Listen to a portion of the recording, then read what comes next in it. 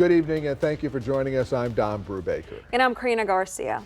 A Victoria family says someone opened fire outside of their home last Thursday in the 7800 block of State Highway 185 near Bloomington. They say the shooting left a room in their home with bullet holes. 25 News Now reporter Adarius McCormick spoke with the family this afternoon. Now, Adarius, what did the family have to say about the incident? The family says they're scared for their safety and their pet's safety. The mother wants to know what will it take to stop all the gunshots in their neighborhood. Put a stop to this. 10 years is enough. The Victoria County Sheriff's Office responded to a call from Mary Sierra on February 1st. A stray bullet hit a room in her home while her daughter was working out. It came from this direction over here. And there's a hole right here on this wall. Then the bullet ricocheted throughout the room, so she immediately dropped to the ground. So I dropped down like this, which was a mistake because it could have still came back this way. I could have just got shot right now. Am I supposed to even be alive? Did this just happen? I am terrified, panicking. My heart was just racing. But that's the little ladder that I stood on. Mary saw the shots fired towards her home. Shortly after that, Gabriella called her in a panic. I thought it hit her because, the way she was so panicked when she called me, I said, oh my goodness. In the tail. She says the gunshots are a consistent issue for the neighborhood. Shots have been fired at several of their pets over the past few months. Gabriella says seeing her animals in pain is heartbreaking. When you love animals, you're going to do whatever you can to save them. But it's the trauma that seeing them suffer, like there's actual pain and emotion written on their faces. Mary says one of their dogs, Casper, was tortured by someone in the neighborhood. They were shooting him with a pellet gun. He went through so much torture. We found him tied in the field so that the vultures can take over. Now the Sierra family wants law enforcement to crack down on the person responsible for the gunfire. They do not want to live in fear anymore. Do I have to lose one of my children for them to respond? When does it stop? The VSCO says the situation is under investigation as a deadly conduct case. Don, Karina, back to you. Adarius, thank you. Sunday, Victoria County Sheriff's deputies stopped a vehicle on U.S. Highway 59 northbound near Post Oak Road. The driver, 47-year-old Hector Cantu Guerrero of Houston, was with his wife and young children. Deputies searched the vehicle and found 13 wrapped bundles of a white powdery substance in each. The bundles tested positive for 25 pounds of cocaine. Cantu Guerrero was arrested for manufacture and delivery of a controlled substance. He is in the Victoria County Jail in lieu of $50,000 bond. Charges are pending on his wife. Deputies with the Victoria County Sheriff's Office arrested 42-year-old Jonathan Reyes for a traffic violation on U.S. Highway 59 last Thursday.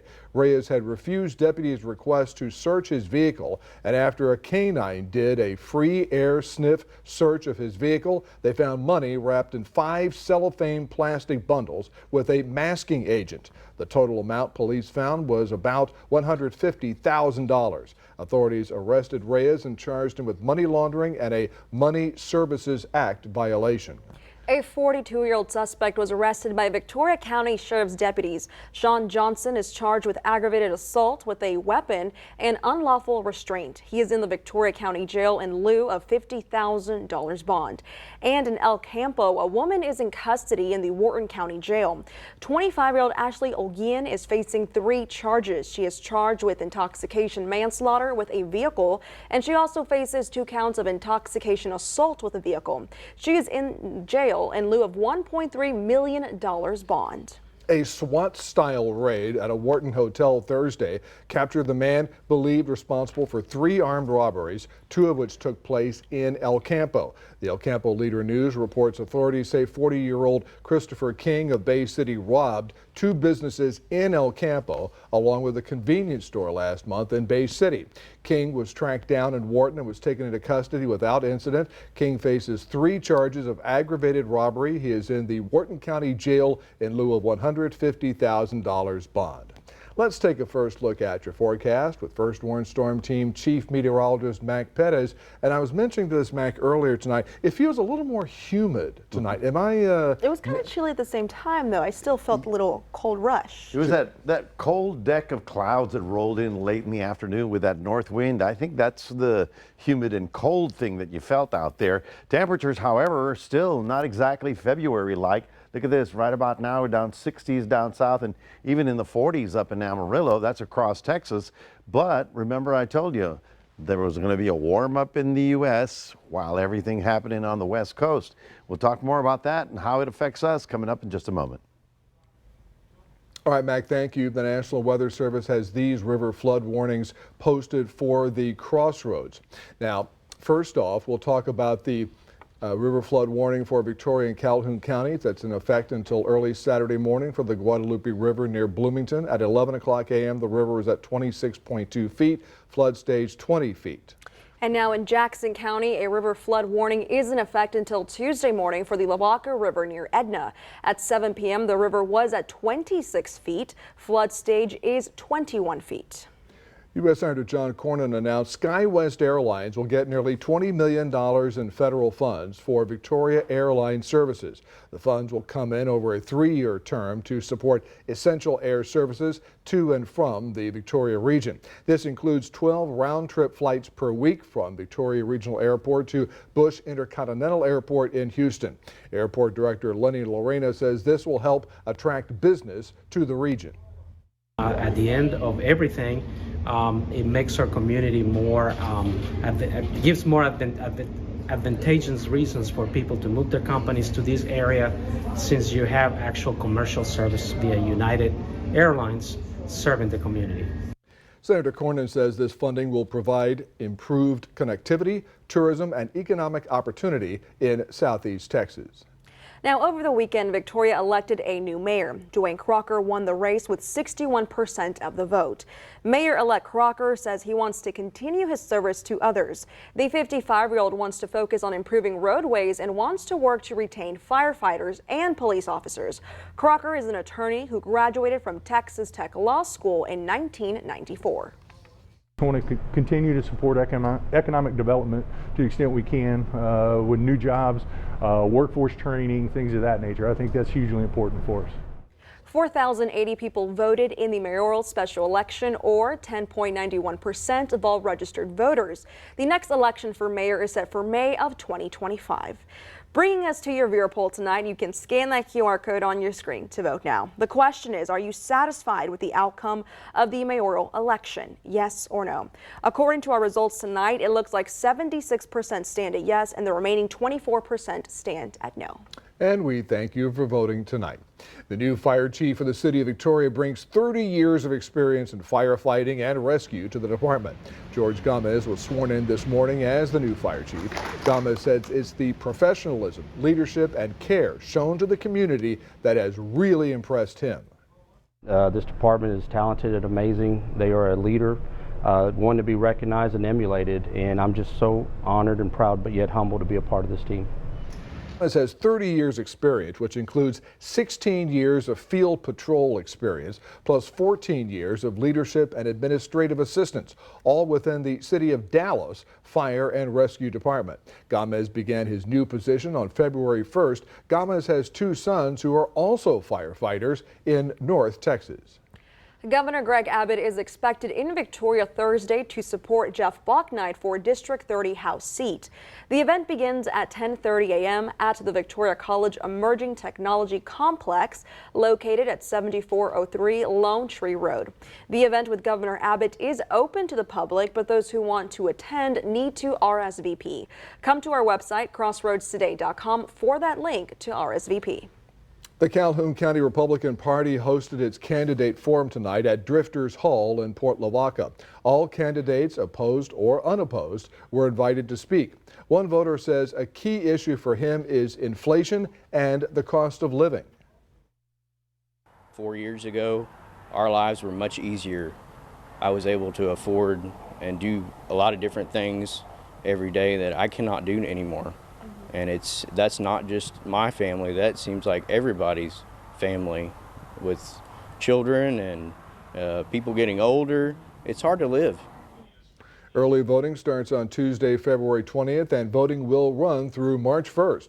The last day to request a ballot by mail is February 23rd. For a full list of the candidates, visit our website, crossroadstoday.com. Wednesday, Crestwood Drive will close between Navarro Street and Main Street from 2 a.m. to 7 a.m. for paving operations. All businesses and homes in the construction zone will remain accessible.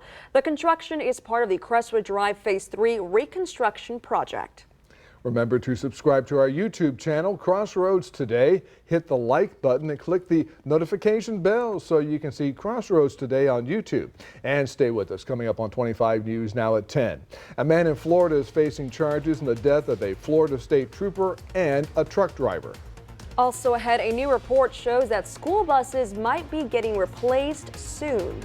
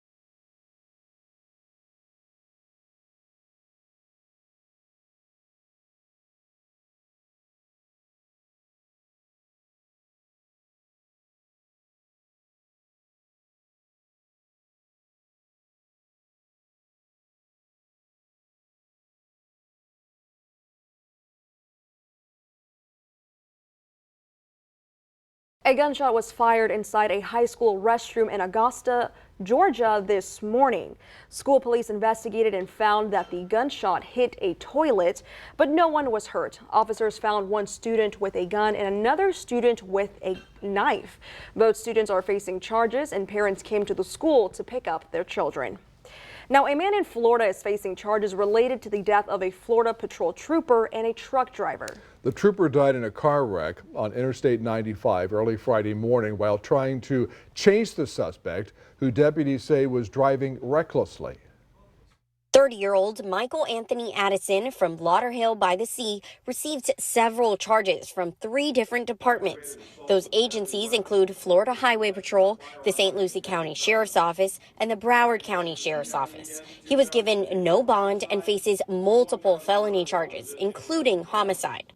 As it relates to those counts, you have the right to remain silent. Anything you say can and will be used against you. We do record these proceedings. Trooper Fink was killed in a car wreck on I-95 early Friday morning while trying to pursue Addison, who deputies say was driving recklessly. Today, we heard from Trooper Fink's mother, Heather Yoki Fink, for the first time. In a statement to us, she said their family is grateful for the outpour of love and support from the community. She added that it still doesn't feel real.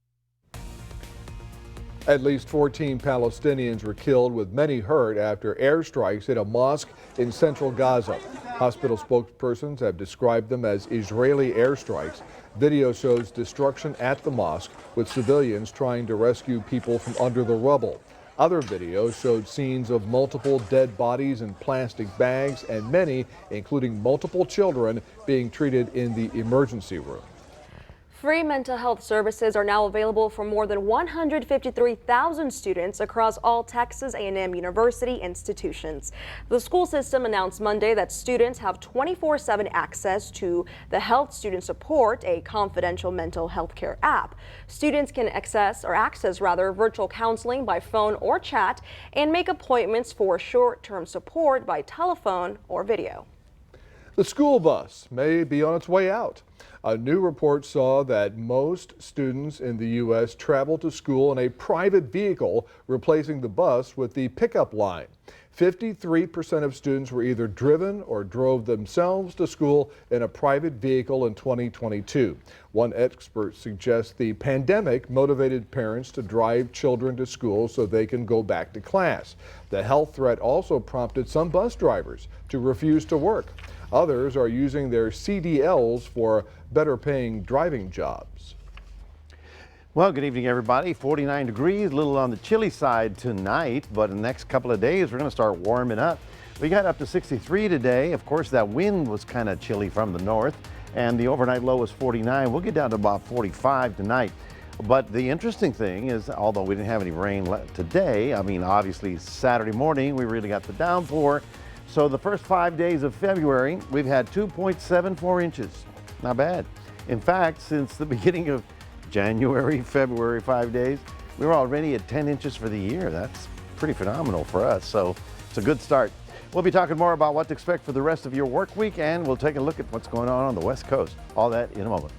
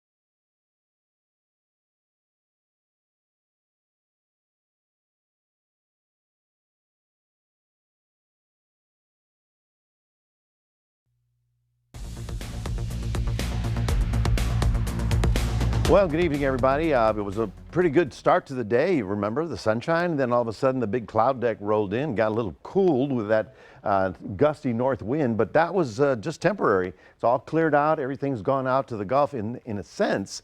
That was the storm that came through on Saturday. It's out there in Florida, and we are on the back side of it, and that's why the cloud deck went this way and out into the Gulf. But that's pretty much gone. By tomorrow, the south wind comes back in, and that's going to serve as a little warming trend. Yes, it's going to feel like spring, I think, for the rest of the week as temperatures get up into the 70s for us. Now, on the West Coast, as we talked about it, we used to call it a pineapple express because the moisture was coming from the tropics.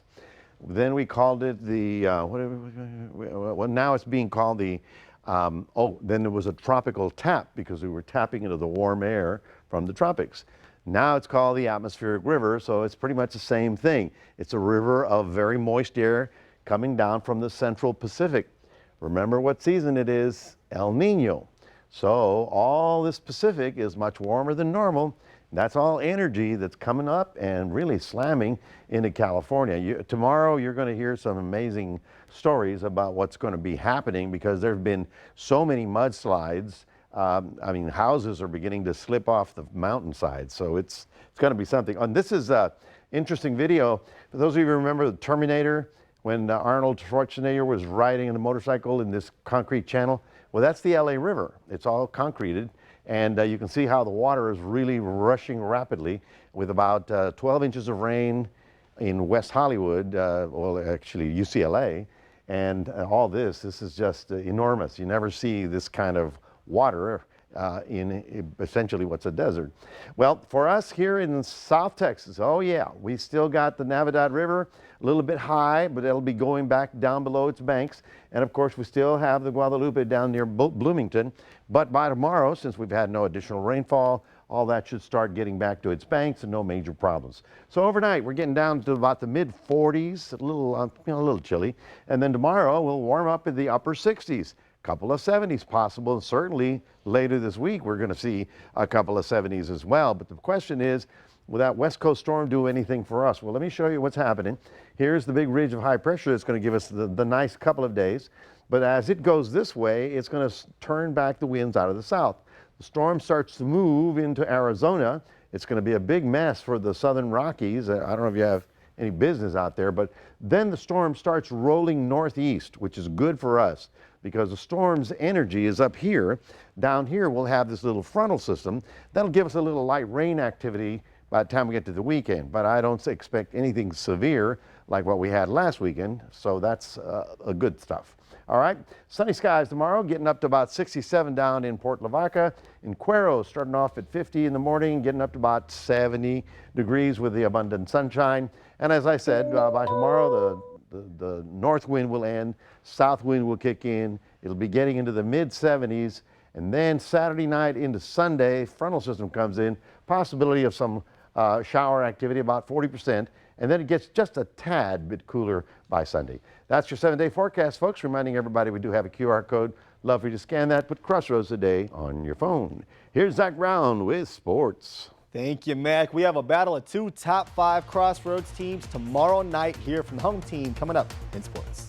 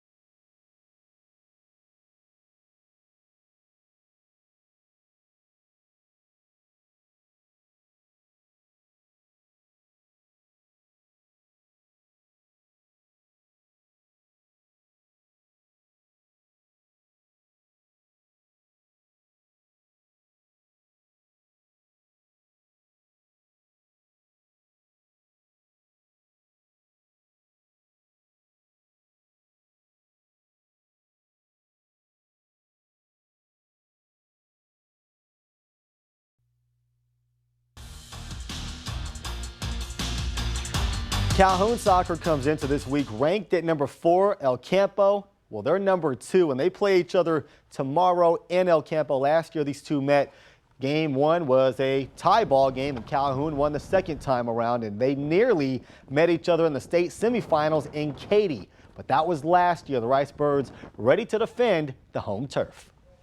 We've kind of talked about it that we're trying to be the 2 best teams in our district and in our region, and frankly the state. But at the end of the day, we're worried about ourselves. We're not really worried about who we're playing or what kind of obstacles we may face. We set a state mentality that everything we're going to do it to a state standard, and we're holding ourselves to that standard the entire year.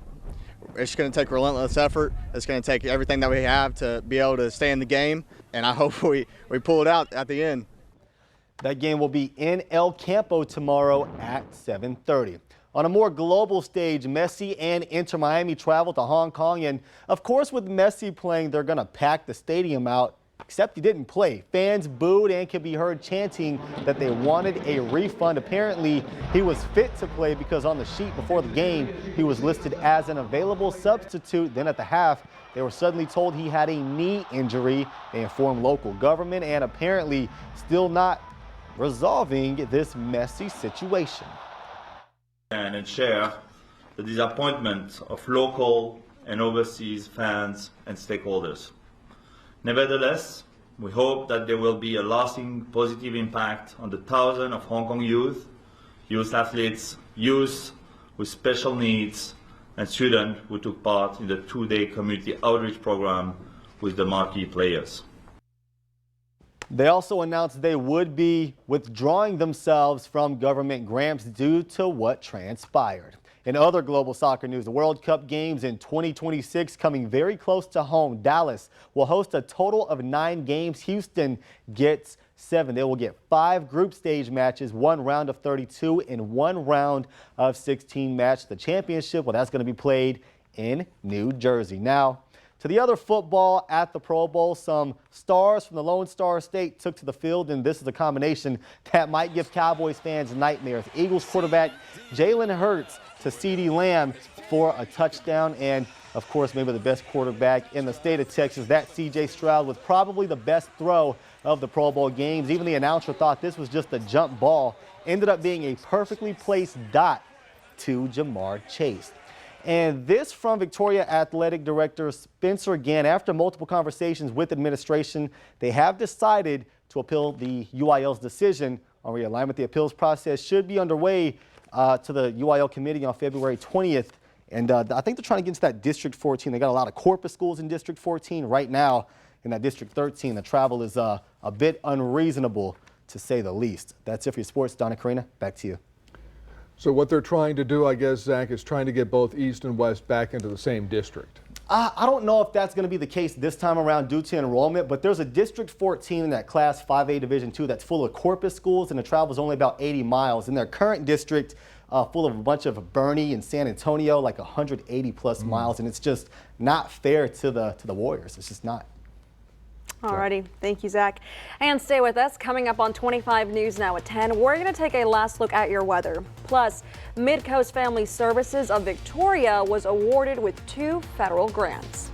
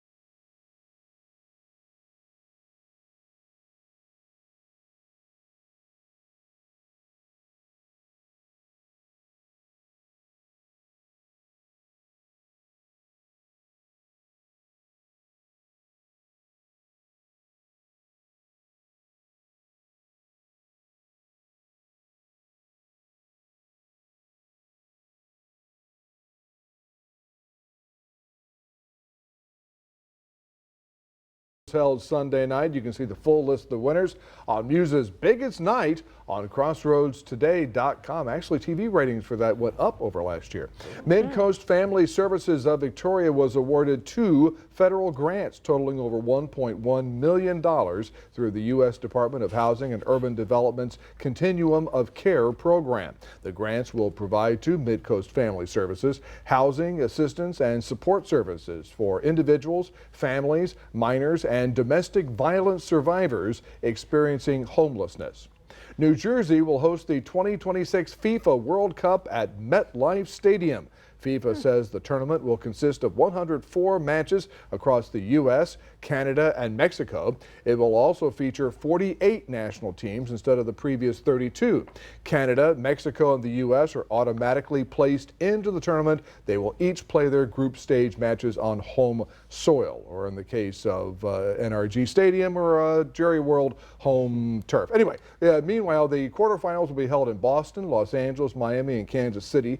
The semifinals will be in Dallas and Atlanta, and they're calling the Arlington Cowboys Stadium the Dallas Stadium for this World Cup. So they know you can't even walk to Dallas from there. I know. They know their soccer, but maps, They lost us there. we don't know. And we won't ask you for a weather forecast for 2 years from now because those stadiums, well, actually that stadium will be retractable roof. Jerry World? Oh. Yes, Or and NRG both. They have to have open roofs for World Cup soccer games. Yeah.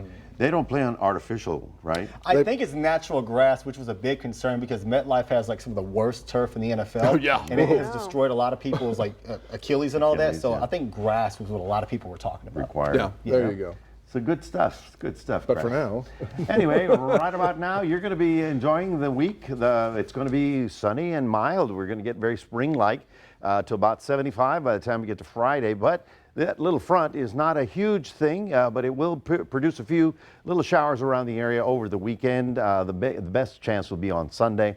But otherwise, we continue with temperatures above normal for this time of year. Alrighty, thank you, Mac.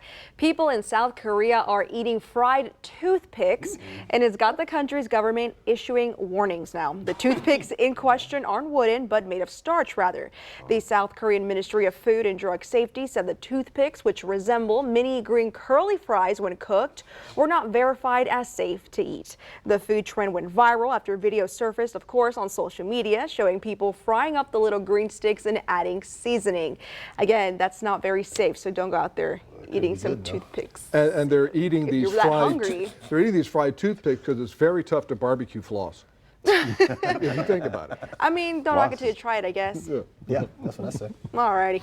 Well, thank you for joining us for 25 News Now at 10. Join Carolina Astorino meteorologist Parker Cox for 25 News Now Sunrise starting at 5 a.m. Good night, everybody.